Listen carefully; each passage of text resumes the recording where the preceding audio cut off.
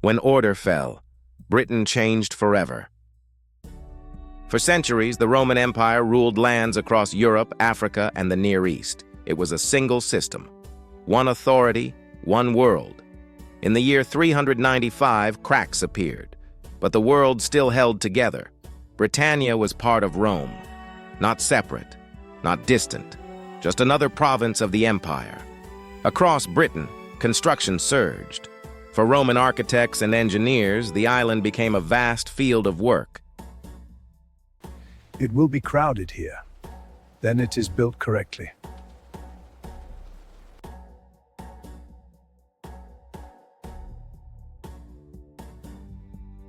Rome did not only rule Britannia, it built it.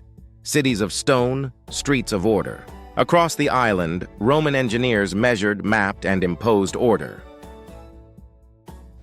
More gravel here. The stone is settling. Yes, sir.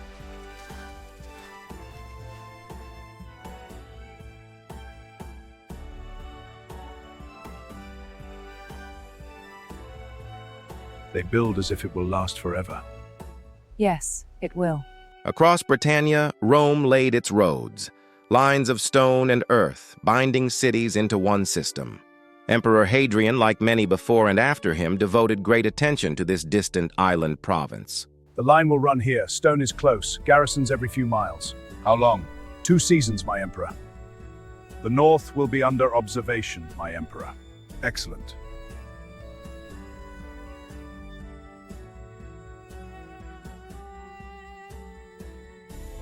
In the far north of Britannia, Rome built its wall, a frontier of stone and forts, a limit clearly marked. Under Roman rule, Britannia prospered. It was not an isolated land. It was part of a vast imperial economy.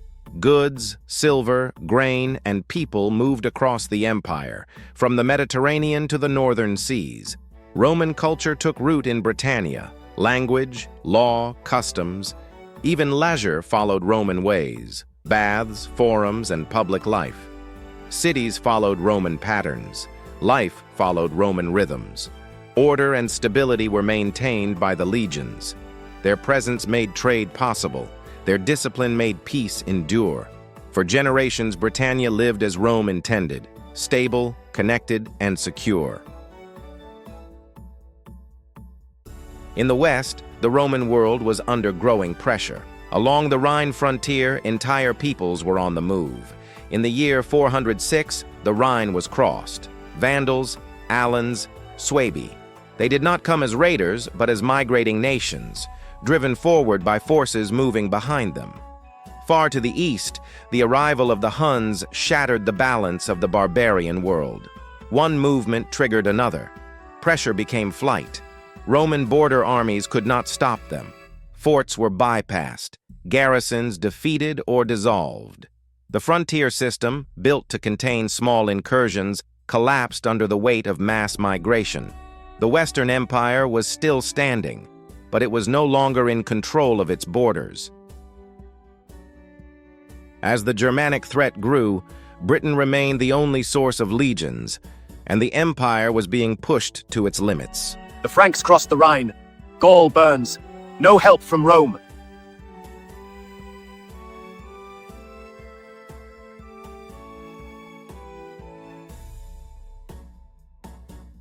To hell with the emperor! Let's transfer the legions to Gaul, push back the Franks, and march on Rome! In the year 407, the commander Constantine withdrew the legions from Britannia and crossed into Gaul.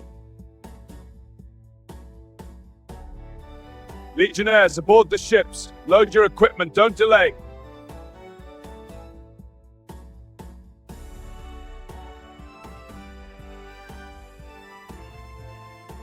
Rome will be mine!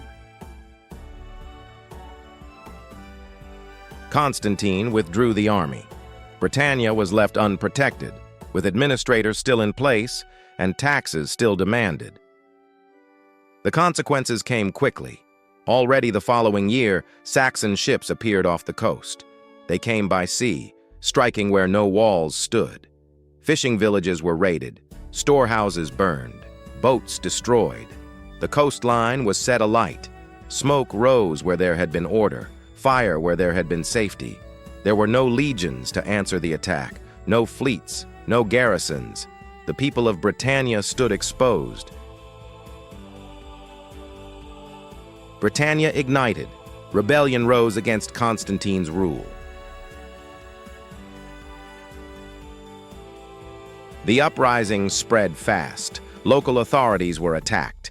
Imperial officials hunted down. Governors were killed. Tax collectors driven out, or worse. Crowds gathered in towns and forts, and in the streets, one name was shouted: Honorius, the emperor they still believed in, the authority they still recognized. In the chaos, Britannia's leaders acted. The provincial elite drafted a letter to the emperor, a plea for protection, for soldiers, for order. The message was sent south, across the sea, to Honorius. The empire they appealed to was no longer whole. In Gaul, Constantine declared himself emperor. In Italy, Gothic armies moved freely. Along the borders, entire peoples were shifting. Rome still existed, but the empire was dying. My Emperor, Britain requests troops. Gaul is lost. Italy is burning. Britain must take care of itself. The cities of Britain must look to their own defense. What will happen now? God's will. No armies came. From Rome, there would be no reinforcements. Instead, Honorius sent a different message. The people of Britannia were permitted to arm themselves, to defend what remained.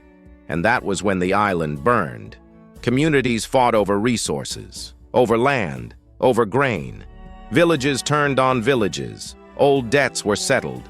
Trade collapsed. Caravans were robbed. Roads became dangerous. Britannia fell into chaos. This is our kingdom now. Turn back. Britannia fractured. It ceased to exist as a single whole. And in the north, a new threat emerged. The legions are gone. The wall is empty. We crossed the wall and reminded the south what Niza has fallen.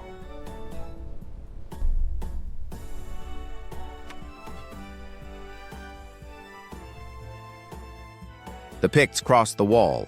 The Scots struck the coast.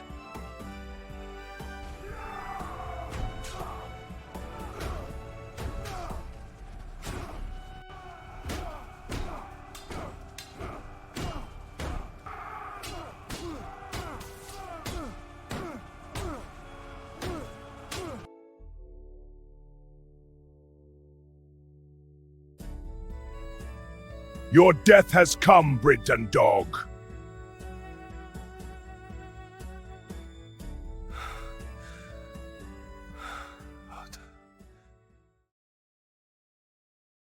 The Britons were overwhelmed. Villages burned, fields were abandoned. Local forces fell back, not in formation, but in flight. Roads filled with people, families, possessions carried by hand. What had once connected the island now carried refugees. Britannia was on the move, away from the fires. Year after year, the Picts struck from the north. Year after year, the Scots attacked from the west. The breakdown was gradual. Trade collapsed. Roads were no longer maintained. Bridges fell into disrepair or were deliberately destroyed. Markets emptied. City squares, once crowded, were overtaken by weeds and brush. Public life faded. Baths closed. Water systems failed. In the ports, ships no longer came. Harbors fell silent. What Rome had built over centuries unraveled in a generation. Britannia was returning to something older and far less stable. Today the road was empty again.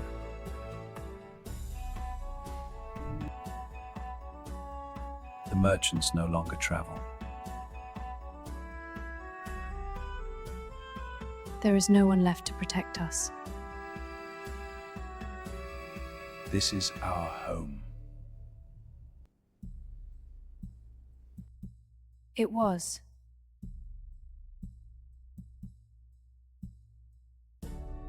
Part of the elite began to leave Britannia. Over decades, Romano-Britons crossed the sea to Armorica. With them went Roman culture, language, customs, memory. Amid infighting, rivalries, and relentless raids, Vortigern rose to power. He was searching for a solution, one that could at least preserve what remained. The coast is empty. We do not have enough men. I cannot hold the north and the sea at the same time. If they come, let them come by our call. You call wolves and name them friends. They now know oaths, only plunder. I know my men, and I know how many are left. You speak of tomorrow, I speak of what will come tonight. We may speak of honor, but honor does not feed people. I speak of grain, of people, of time. But we do not choose what is good, we choose what is possible. I hear fear, and I hear calculation. I call them because Britain is bleeding. There is always a way. This one simply leaves Britain, not ours. She is no longer what we swore to, but she can survive. I choose silence, at least for one generation. Let my sons pay the price later, if they can.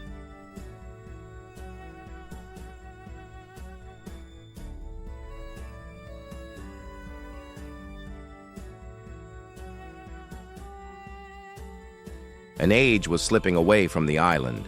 The old world was fading, never to return. And sailing toward them, something new was already coming. Not as conquerors, not yet, but it would not remain so. An age was ending, and with it, the last traces of Roman Britain. Another was beginning, unfamiliar, unforgiving, and it would reshape the island forever.